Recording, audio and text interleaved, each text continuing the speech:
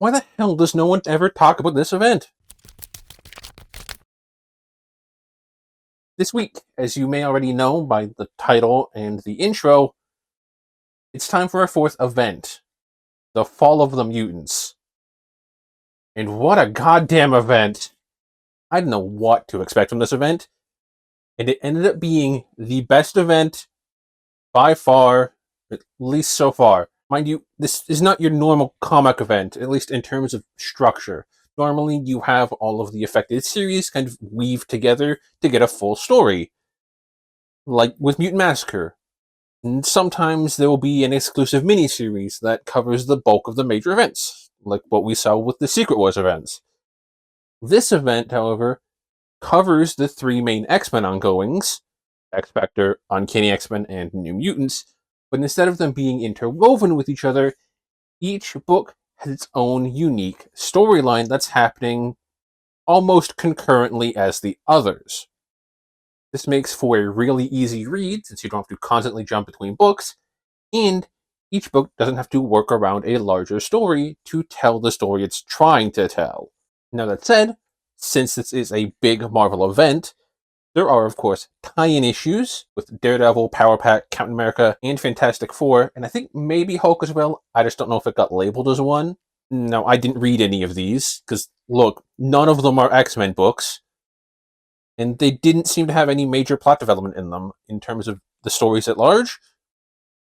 I think maybe Power Pack or Captain America might be the only ones that kind of matter, and both kind of happen in the middle of the X Factor plot, but I didn't read them, and I had no confusion from their exclusion, so they can't matter too much.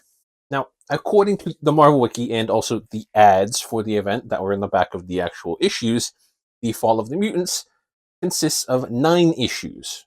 X Factor 24 through 26, Uncanny X-Men 225 through 227, and the Mutants 59 through 61. However, I also included the issue before each of those groups in my readings, which would be 23, 224, and 58, respectively. And I also included X Factor Annual 2, because the wiki lists it as taking place after X Factor 23 for some reason. Personally, I think it should go between issues 20 and 21 because those are the issues which it released between, but also it's the only time in which the events of the annual can happen without disrupting the continuity of the main book. The story itself follows X-Factor getting transported to the moon and teaming up with the Inhumans to rescue Franklin and Richards from Maximus and a mind-controlled Quicksilver. We see the Inhumans again and the Power Pack again. A lot of Jean-Scott relationship stuff, which felt very uninteresting here. There is, however, a really funny sequence where Beast brings up to Jean specifically that things have changed since the last time they were here on the moon, and she tells everyone that she's never been to the moon before, and they all look shocked, as if they forgot Jean and the Phoenix were separate entities, technically are separate entities, and the latter took over the former's life. They might be a bit stupid. The book as a whole is fine. Nothing is bad per se, just kind of boring. The art's fine, the writing is very wordy and almost repetitive at times. The plot is basic, the characters aren't very entertaining to read, and the villains aren't interesting at all. It was clearly trying to do something with the relationships and love beating mind control, like a love healing all wounds type beat, but it just doesn't really work, especially since it isn't what breaks the brainwashing in the end. It's not as bad as the Mephisto Versus stuff from like 3 weeks ago, and I wish I read this instead of those, because it really does not hold up to almost anything else I read for this event, and it also just doesn't have anything to do with the event. It just would have fit better in that section, and the Mephisto Versus stuff can go to hell. With that out of the way, we can move on to the actual event issues, starting with X Factor. Picking up where we left off last time, with X Factor breaking into the Wright's facility to rescue the kids and confront Hodge, and it's quite good.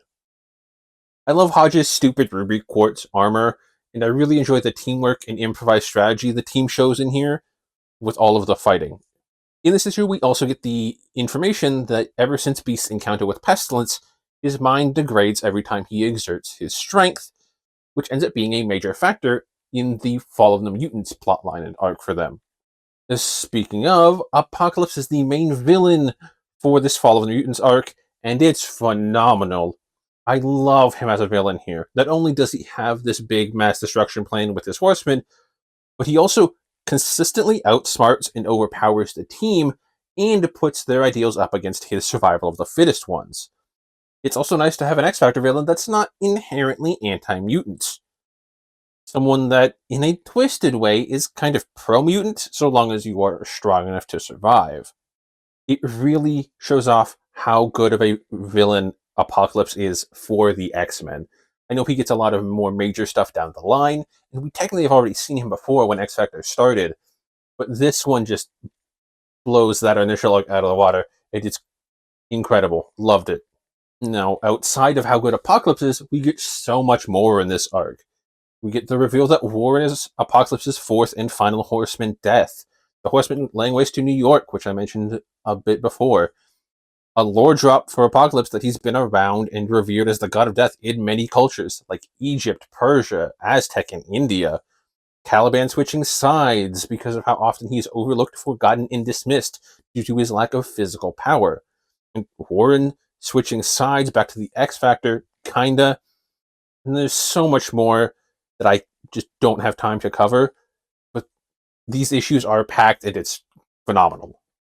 My personal favorite part is probably the end, because that's when they finally drop the ruse of being mutant hunters.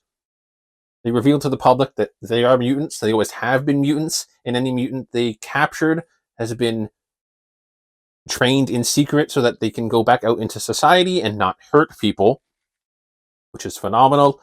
And then they spend days going around the town and helping who they can, putting out fires, saving people from trapped buildings, bringing people to hospitals, and actually gaining the public's trust. So much, though, that they actually get a parade held for them, which is crazy.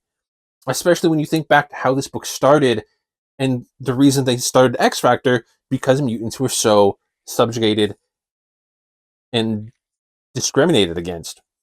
Oh, they also get new costumes, and Scott and Jean get back together. Now, I know I've been really high on X Factor since I started reading it, but I mean it when I say it. This is the best arc they've ever had. Hands down, no contest. And, like, I know it can't be this peak all of the time, but I really hope the major arcs continue to be this good. Because I was not expecting it to be this good, and it is, and that's now just set the bar so high for future X Factor stuff.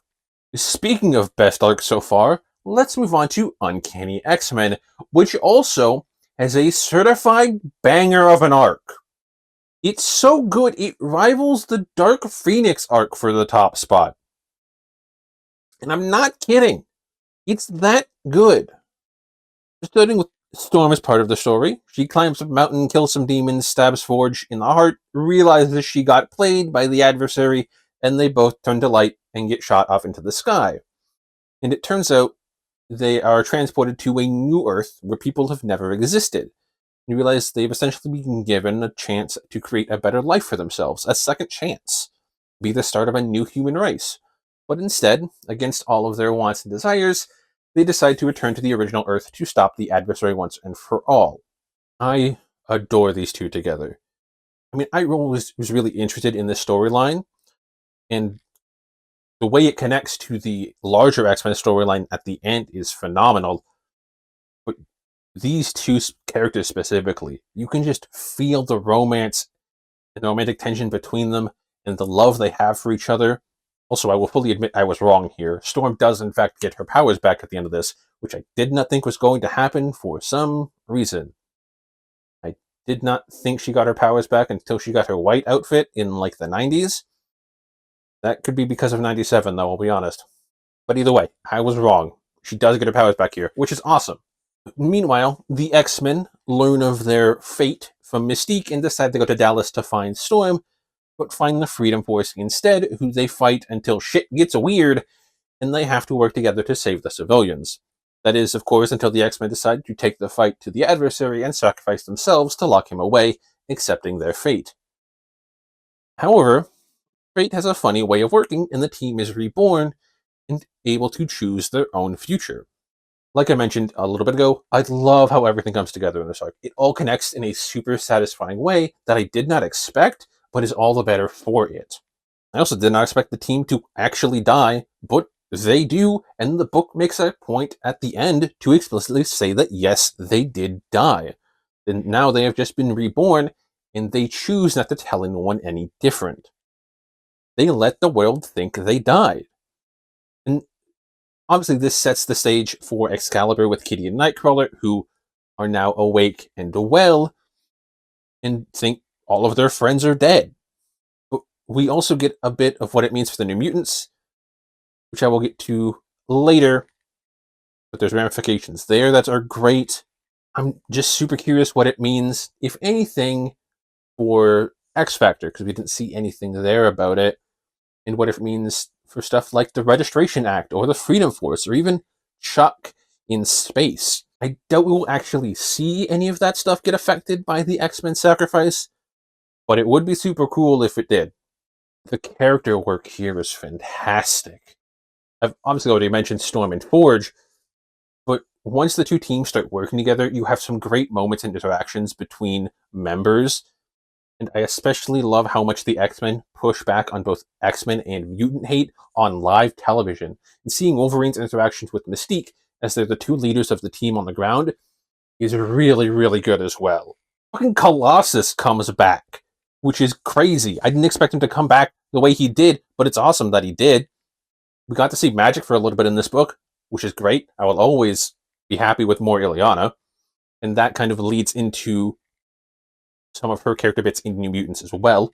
I mean, the fight at Forge Tower, or in Forge's Tower, I should say, all of the flashbacks and the weird time wave stuff is super cool. And I love that we get like a full look at what Forge did in the past here. So cool.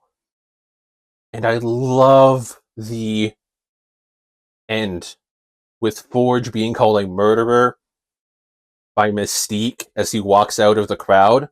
Oh my god, incredible.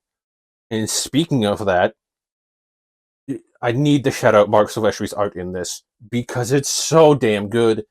I especially love the way he uses perspective and distance, and he has some killer two-page spreads in this. But also, his landscapes are so cool, which is weird to say because this is a comic book. You'd think the characters would be like the highlight, and they are at times, but some of his landscape work is just incredible.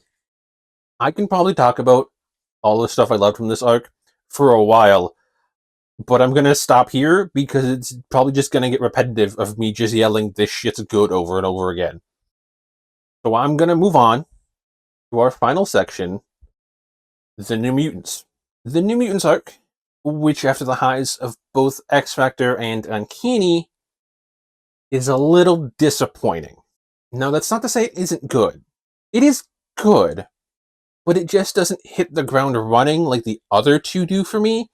And I think a big part of that is just that I don't care about Birdbrain or his Island of Animal Friends and weird animal creator, the Animator. Nothing about them really grabs my attention, which is a big shame considering it's the major plot of the arc. Once we get into like the back half of issue 60, where the Right show up and Thug gets killed, I get much more invested. Wait a minute, that sounds bad. Let me rephrase.